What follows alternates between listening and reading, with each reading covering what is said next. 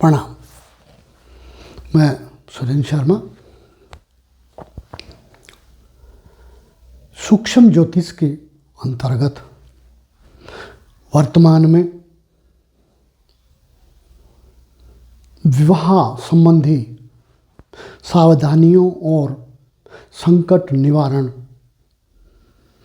सूत्रों का, संकट निवारण इकाइयों का अध्ययन जारी है।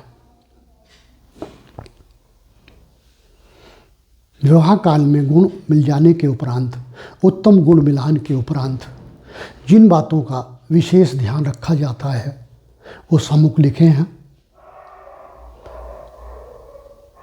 उनका मिलान युवक तथा युवती की कुंडलियों के लिए आवश्यक है और जब हम किसी के लिए, बच्ची के लिए लड़का या लड़के के लिए लड़की मैच करने का या तैयार करने का, तलाशने का कार्य करें, तब उसकी कुंडली में जो चीज़ें हम आवश्यक रूप से देख लें वो सम्मुख लिखी हैं। इनमें से कुछ हमने डिस्कस कर ली हैं और आज उससे आगे चलेंगे। ये लड़के की कुंडली है। इसके डिटेल मैंने नहीं लिखे हैं क्योंकि डिटेल लिखने के लिए गार्जियंस की अनुमति आवश्यक होती है। लिहाजा इसके डिटेल ना दे करके मैंने मात्र लग्न कुंडली बना ली है। ये लोग मुझे कुंडली दिखाने के लिए अपनी लेकर आए थे, तब मैंने इसको नोट कर लिया और मैंने साक्ष्यों को क्लियर करने के लिए इसका प्रयोग मैं करने जा रहा हूँ। ये जानने के लिए कि जब हम अपनी लड़की के लिए लड़का देखने जा रहे हैं तो उसकी कुंडली का अध्ययन, आकलन, विचार विमर्श किसी उत्तम ज्योतिष की मदद से, उत्तम ज्योतिषी की मदद से अवश्य करा लें। अन्यथा वही घटित होगा जो ऊपर लिखा हुआ है, झेलना पड़ेगा। जितना हम इन चीज़ों को नेगलेक्ट करेंगे उतना ही ज़्यादा झेलेंगे। झेला भी जा रहा है प्रकृति में, सब लोग देख सकते हैं। जगह जगह झगड़े, युवक तथा युवती के मुकदमेबाजी आदि आदि समाज में देखी जाती रही हैं। ये लड़के की कुंडली है, तो लड़के की कुंडली में अब इस कॉन्सेप्ट का हम अध्ययन करेंगे कि क्या लड़के में ऐसा गुण तो नहीं जो वो अपराध कर सके। अगर ऐसी प्रवृत्ति का लड़का हमने तलाश लिया अपनी बच्ची के लिए तो हमेशा दुख का सामना उस लड़की को करना ही होगा, क्योंकि जब जीवन साथी संकटों में फंसेगा तो लड़की को सुख मिलने वाला नहीं है। वो उसके साथ, जीवन साथी के साथ संकटों से जूझेगी। लड़के की प्रवृत्ति देखने के लिए सबसे पहले हम शरीर को देखेंगे। शरीर है मंगल। फिर लग्न को देखेंगे क्योंकि सारी कंट्रोलिंग पावर लग्न में होती है। फिर बुद्धि के कारक बुध को देखेंगे कि वो पीड़ित तो नहीं, विकृत तो नहीं। फिर पंचम भाव को देखेंगे कि पंचम भाव पीड़ित तो नहीं, वो चिंतन, मनन, ज्ञान, चेतना, इन सब के लिए जिम्मेदार है। फिर हम भाग्य को देखेंगे कि उसके भाग्य में कोई ऐसा दंड तो नहीं लिखा जो घटित हो और बच्ची के साथ भी उस घटना का प्रभाव जुड़ जाए। इसलिए सर्वप्रथम हम लग्न देखते हैं। ये एक समझाने के लिए कुंडली ली गई है। कुंडली ओरिजिनल है परंतु इसके डिटेल नहीं दिए जा रहे।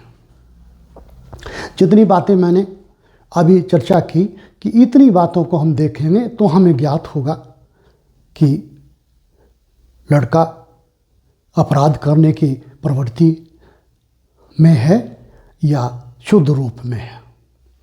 पहले लग्न भाव खाली है, बिना ग्रह के हैं। इस भाव पर किसी की दृष्टि पड़ती है तो आकलित करते हैं। यहाँ से शनि, शनि की 3, 7, 10 3 दृष्टियाँ होती हैं, तो ये भाव शनि से एकादश पड़ता है, शनि की दृष्टि नहीं बनती। चंद्रमा, चंद्रमा की 7वीं दृष्टि ही होती है बस।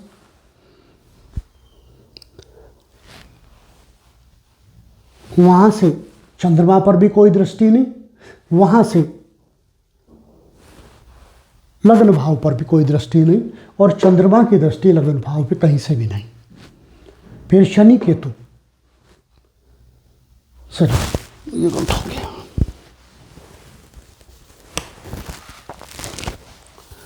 केतु, केतु की कोई भी दृष्टि इस पर नहीं बनती, लिहाजा केतु की दृष्टि से भी अपूर्ण है ये। और 7वें भाव में कोई ग्रह नहीं है, उसकी इस पर कोई दृष्टि नहीं बनती। और 8वें भाव में सूर्य है, उसकी कोई दृष्टि नहीं बनती, क्योंकि सूर्य की केवल 7वीं दृष्टि होती है। लग्न भाव से, भाग्य भाव में कोई पीड़ा कारक ग्रह नहीं है जिसकी इस पर दृष्टि पड़े। 10वें भाव में मंगल है, जो कर्म से जुड़ा हुआ है, अपनी राशि में बहुत ताकतवर मंगल है। अब देखिए,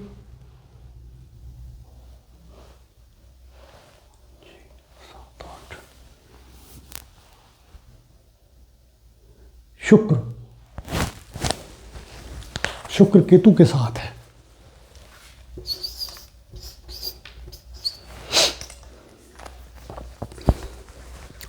शुक्र की कोई दृष्टि इस पर नहीं, सूर्य की कोई दृष्टि लग्न पर नहीं, मंगल की चौथी दृष्टि है। मंगल से कर्म पूरी तरह कंट्रोल में है, पूरा जोशीला है, किसी भी कर्म को करे पूरे जोश के साथ करे, क्योंकि अपनी ही राशि में है, बली राशि में है। मंगल की मूल त्रिकोण राशि भी 1 नंबर होती है मेष। मंगल पूरी तरह बली, फलता फूलता हुआ है, ताकत। इससे लग्न भी पीड़ित है, कर्म भाव पर मंगल का प्रभाव है। यहाँ से कोई दृष्टि नहीं हो, यहाँ से कोई दृष्टि नहीं है, इसलिए लग्न पर केवल मंगल का प्रभाव है। अर्थात मंगल क्रोध, कर्म पर क्रोध है मंगल से, और प्राण पर भी मंगल का प्रभाव है, प्राण पर भी मंगल से लग्न पूरी तरह जोश से भरा हुआ है। तो लग्न पीड़ित नहीं है। आक्रामक ग्रह का प्रभाव तो है मंगल का, लेकिन पीड़ित नहीं है। लग्नेश देखें, लग्नेश चंद्रमा, चंद्रमा पर किसकी दृष्टि पड़ती है? शनि की तीसरी दृष्टि पड़ती है। चंद्रमा पीड़ित है, पूरी तरह पीड़ित है, क्योंकि इसका बली शत्रु है। बुध की दृष्टि नहीं पड़ती, केतु की नहीं पड़ती, यहाँ से कोई दृष्टि नहीं आती, यहाँ से भी कोई दृष्टि नहीं आती, क्योंकि ये भाव दशम पड़ता है सूर्य से। मंगल, मंगल की अष्टम दृष्टि आती है चंद्रमा पर भी और पंचम भाव पर भी, दोनों पर आ जाती है। चंद्रमा स्वतः ही वृश्चिक राशि में है 8 नंबर में, और वृश्चिक राशि में चंद्रमा क्रूर हो जाता है, वो मनमालिन्य हो जाता है, उसमें जो क्रोधता की सोच बढ़ जाती है। मंगल की दृष्टि पंचम भाव पर भी है, चंद्रमा पर भी है। चंद्रमा मंगल के क्रूर प्रभाव में है, शनि से पीड़ित है, पंचम भाव भी शनि से पीड़ित है। फिर आए राहु, राहु की पंचम दृष्टि यहाँ पड़ेगी, तो बुध पीड़ित है। 1, 2, 3, 4, 5 बुध है, बुद्धि का कारक, पीड़ित है। बुद्धि पीड़ित है, मन का भाव पीड़ित है, मन पीड़ित है चंद्रमा। सब पर बली मंगल का प्रभाव है, क्रोध पूरी तरह है। क्रोध चंद्रमा पर भी हावी हो गया मंगल का और शनि का। शनि का अनावश्यक क्रोध, मंगल का सामान्य क्रोध। मंगल हर समय क्रोध में है। भाग्य भाव, भाग्य भाव पर किसकी दृष्टि पड़ती है? देखिए, शनि की दृष्टि पड़ती है। शनि स्वयं अष्टमेश है। ऐसा नहीं है कि शनि हमेशा क्षतिकारक हो, परंतु अष्टमेश हो, द्वादशेश हो, ऐसी स्थिति में शनि विकृत है। तो यहाँ अष्टमेश होने के कारण शनि यहाँ है। शनि का प्रभाव चंद्रमा पर बता ही दिया गया है। और यहाँ से 1 2 3 4 5 राहु की पंचम दृष्टि बुध पर है। बुद्धि पीड़ित है, तो पंचमेश पीड़ित हुआ, सॉरी, पंचम भाव पीड़ित हुआ, चंद्रमा पीड़ित हुआ, शरीर विकृत है। अतः ये मनन चिंतन का भाव भी पीड़ित हो गया। बुध विकृत हो गया, पीड़ित हो गया, चंद्रमा पीड़ित हो गया, पंचम भाव भी मंगल के प्रभाव में आ गया। भाग्येश गुरु द्वादश में जाके राहु की पीड़ा, गुरु चांडाल योग बन गया। इस प्रकार से इस लड़के में वो सब गुण हैं जो दूसरे को चाकू छुरे से या किसी अन्य इकाई से क्षति पहुंचा सकते हैं। क्योंकि जिस स्थिति में मंगल पूरी तरह आक्रामक हो जाएगा और मन पर भी विकृति आ जाएगी, चंद्रमा पर, और पंचम भाव पर भी विकृति आ जाएगी, चिंतन पर, ज्ञान पर, तो चिंतन, मन, ज्ञान पूरी तरह पीड़ा में आ गए। और मंगल क्षतिकारक होता है, गोली मारना, छुरेबाजी करना, ये सब मंगल के प्रभाव में है। साथ ही द्वादश भाव में जब भी राहु होगा, बहुत बलशाली होगा क्षति पहुंचाने के लिए। और गुरु ज्ञान का कारक है, राहु ने उसके ज्ञान को भी जीरो कर दिया है। इस प्रवृत्ति के कारण इतनी बातों की जानकारी लेने के उपरांत शायद हर व्यक्ति को ऐसा एहसास होगा कि ये कुंडली सामान्य नहीं है, चिंतन अच्छा नहीं है, कर्म भी अच्छा नहीं है। कर्म भी मारपीट से धन अर्जन का योग बनाता है। दशम पे मंगल अपनी राशि में। इस प्रकार से कई पापियों की दृष्टि अपन पर आ गई है, चिंतन पर आ गई है, मंगल की आ गई है, शनि की आ गई है, और पूरे शरीर पर राहु का प्रभाव आ गया है। अर्थात ये कुंडली सामान्य नहीं बनती। इस लड़के में प्रवृत्ति है कि वो किसी को भी क्षति पहुंचा सकता है। किस प्रकार की, उसका बखान मुझे करना आवश्यक नहीं। बाकी शरीर को पूरा नष्ट कर, अन्य के शरीर को पूरा नष्ट करने की क्षमता इसमें है। दुश्मनी पलने पर ये लड़का, क्योंकि लड़की की कुंडली है, ये ऐसे कर्म कर सकता है जो इसे कानून की गिरफ्त में ले आए। इस प्रकार से हम सभी कुंडलियों का आपराधिक अध्ययन कर सकते हैं। जितनी बातें मैंने बताई हैं उतनी बातों को हमें आंकना है इस प्रवृत्ति के लिए। तो ये स्पष्ट हुआ। पहली पाठ में हमने एक लड़की की कुंडली का डिस्कशन किया था। वो अपराधी लड़की कैसे हो सकती है या नहीं हो सकती, और इस पाठ में हमने वो अध्ययन किया कि किस प्रकार से कोई लड़का अन्य को मारक क्षति पहुंचाने के प्रवृत्ति कारक गुण रखता है। बाकी सब कुंडलियों को भी इन्हीं 5-6 बातों से हम डिस्कस करके ज्ञात कर सकते हैं किसी अन्य लड़के के विषय में भी कि वह सॉफ्ट है, क्षति पहुंचाने लायक है किसी अन्य को, या सामान्य है। अब हम अगले, कोई से में तलाक योग का योग तो नहीं बनता। अब हम ये इसका अध्ययन करेंगे कि उनमें से कोई सा भी लड़का या लड़की ऐसी स्थिति का तो नहीं है जो तलाक दे सके एक दूसरे को। उसके लिए हम सप्तमेश, सप्तम भाव, सप्तम का कारक प्राण, बुद्धि का कारक बुध, और ज्ञान का कारक पंचम भाव। इतनी बातों का अध्ययन करेंगे। सर्वप्रथम हमें प्राण तो देखना ही होता है, प्रथम भाव। देखिए, प्रथम भाव में कोई ग्रह नहीं है, और किसकी दृष्टि पड़ती है इस पर? शनि की नहीं पड़ती, बुध की नहीं पड़ती, चंद्रमा की नहीं पड़ती, शुक्र केतु की भी नहीं पड़ती, क्योंकि सातवीं दृष्टि नहीं है कि इन दोनों की, और ये आठवें पड़ता है केतु से। केतु से पीड़ित नहीं है। फिर सूर्य से भी पीड़ित नहीं है, सूर्य की तो केवल सातवीं दृष्टि होती है। यहां कोई ग्रह नहीं है। मंगल की चतुर्थ दृष्टि है, और मंगल की ये चंद्रमा की राशि है। चंद्रमा की राशि पर मंगल की दृष्टि पड़ती है। चंद्रमा भी मंगल के प्रभाव में आएगा, और अतिरिक्त बल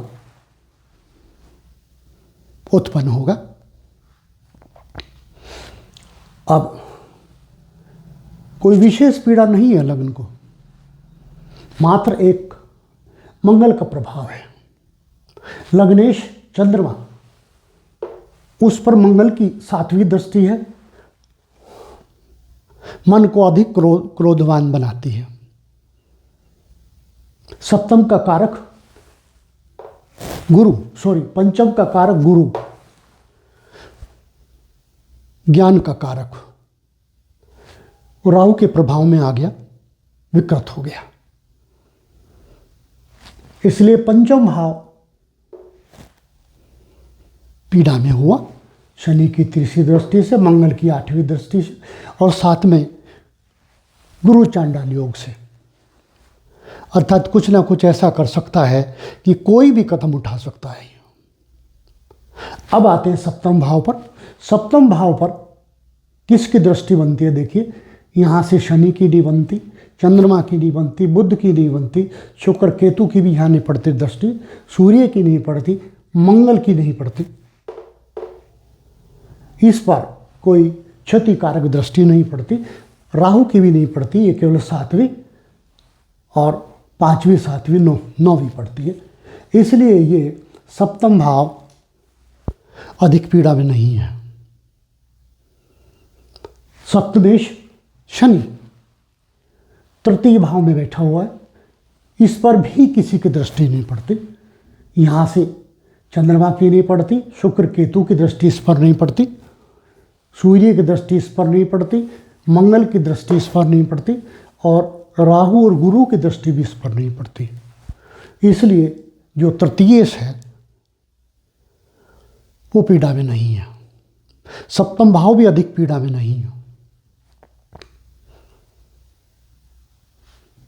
अब आगे भाग्य भाव। भाग्य भाव पर मंगल की दृष्टि नहीं पड़ती, फिर राहु की दृष्टि नहीं पड़ती, क्योंकि ये राहु से दशम हो गया। राहु की दशम दृष्टि नहीं होती, ना गुरु की दशम दृष्टि होती। शनि की दृष्टि इस पर सप्तम पड़ती है, और यहां शनि अष्टमेश है। अष्टमेश होकर शनि की दृष्टि भाग्य भाव पड़ती है, तो भाग्य भाव पीड़ित हो जाता है। भाग्य में उथल पुथल तो है, लेकिन कर्म में कोई विशेष उथल पुथल नहीं बनती। स्वराशि का मंगल है, केवल क्रोध अतिरिक्त शक्ति। तो सप्तम भाव पीड़ित नहीं हुआ, सप्तमेश भी कोई विशेष पीड़ित नहीं हुआ। सप्तम का कारक शुक्र, केतु की स्थिति में कहें या शुक्र की दृष्टि में कहें, शुक्र पीड़ित है। वैवाहिक सुखों की क्षति दर्शाता है। इस स्थिति में मध्यम कुंडली हो जाती है, और यहां से कोई ऐसा संकेत नहीं आता कि सप्तम भाव, सप्तमेश और सप्तम का कारक, बुद्धि का कारक बुध और भाग्येश, ये और भाग्य का भाव, इन सब में विशेष पीड़ा नहीं है। बुध पर मंगल की दृष्टि है, बुद्धि को अनावश्यक बल दे देती है। लेकिन पीड़ा नहीं है। फिर राहु पर जाए, राहु से पंचम दृष्टि पड़ती है बुध की, 1 2 3 4 5, बुद्धि को मालिन्य बना देता है। मंगल की दृष्टि पड़ती है तो बुद्धि को ऐसा बनाएगा कि वो मंगल के प्रभाव में काम करेगा। बुध क्रोधी हो जाएगा, मारक नहीं होगा, क्षतिकारक होगा, मारक नहीं होगा। अतः इस कुंडली में ऐसा कोई गुण नहीं बनता कि तलाक दे सके या विवाह विच्छेद कर सके। बहुत सारे गुणों का मिलान तो किया लेकिन बनता नहीं तलाक। इसी प्रकार से हम बाकी कुंडलियों का भी अध्ययन कर सकेंगे। अगली कुंडली में या अगले पाठ में मैं इस बात को डिस्कस करूँगा, स्पष्ट करूँगा कि यदि लड़की है तो क्या वो लड़की की प्रवृत्ति होगी तलाक देना। मैंने इस कुंडली को लिया है, ये जिसकी भी ली है काल्पनिक भी मान सकते हैं क्योंकि डिटेल नहीं दिया। आज के पाठ में हमने इसका डिस्कशन किया कि कौन तलाकवादी बनता है या नहीं। आप जब अगले पाठ पर चलेंगे तो इससे आगे चलेंगे। आज का पाठ पूर्ण। प्रणाम।